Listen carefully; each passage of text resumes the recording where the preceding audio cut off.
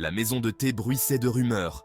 Les étudiants chuchotaient à propos d'une femme d'une beauté époustouflante, dont on disait qu'elle était fascinée par le concept du Tao. Certains prétendaient qu'elle possédait une beauté surnaturelle, capable de captiver même les cœurs les plus insensibles. D'autres parlaient de sa nature insaisissable, apparaissant et disparaissant comme un fantôme. Les étudiants, avides de toute distraction à leurs études rigoureuses, dévoraient chaque détail des rumeurs. Ils spéculaient sur ses origines, ses motivations et la profondeur de ses connaissances.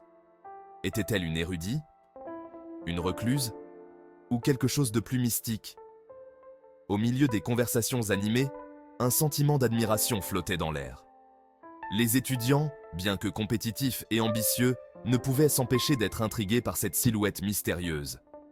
Sa personnalité énigmatique ajoutait une touche de magie au quotidien, nourrissant leur imagination. L'attrait de l'inconnu, associé à la beauté et à la sagesse légendaire de la femme, devint un sujet brûlant, éclipsant même les débats universitaires les plus récents. Les étudiants, perdus dans leurs conjectures, étaient impatients d'en savoir plus sur cette énigme captivante. La conversation changea de cours, comme souvent, pour se tourner vers le prince Longqing.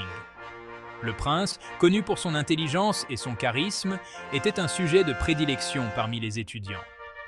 Ses exploits en matière de cultivation étaient loués. Ses réflexions sur la littérature classique étaient disséquées. Et chacun de ses mouvements était analysé avec un mélange d'admiration et d'envie. Avez-vous entendu? Le prince Longqing a franchi une nouvelle étape dans sa cultivation. On dit que son contrôle du QI est désormais inégalé. Les autres s'exclamèrent, leur visage affichant un mélange d'admiration et d'envie. Le prince Longqing était l'incarnation même du succès, un exemple brillant de ce que le dévouement et le talent pouvaient accomplir.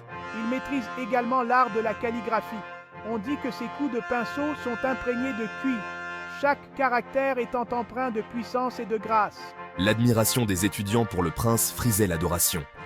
Chacune de ces réalisations leur rappelait leurs propres aspirations, alimentant leur désir d'exceller dans leurs domaines respectifs. La maison de thé, emplie de l'arôme du jasmin et de l'ambition, devint un champ de bataille intellectuel.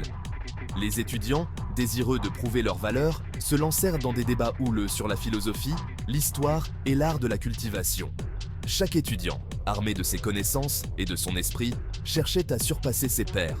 Ils citaient des textes anciens, disséquaient des théories complexes et se vantèrent de leurs exploits, chacun essayant d'asseoir sa domination intellectuelle. Le véritable chemin vers l'illumination réside dans la compréhension de l'équilibre entre le yin et le yang. Absurdité. La véritable illumination ne peut être atteinte que par un détachement total du monde matériel. Les débats faisaient rage, alimentés par l'ego et la soif de reconnaissance. Chaque étudiant rêvait de devenir le prochain érudit de renom, le prochain artiste célèbre, le prochain cultivateur légendaire. Jin Wukai, habituellement une participante dynamique à ses joutes oratoires, était inhabituellement silencieuse. Les louanges incessantes envers le prince Longqing, en particulier l'adulation qui entourait ses talents de calligraphe, semblaient assombrir son humeur généralement enjouée. Elle écoutait d'un air détaché, les autres s'émerveillaient devant la calligraphie du prince, ses doigts tambourinant un rythme nerveux sur la table. Jin Wukai, elle-même une artiste de talent, ne pouvait s'empêcher de ressentir une pointe d'envie. C'est toujours lui? La discussion sur la calligraphie semblait mettre en lumière la hiérarchie invisible qui existait entre eux.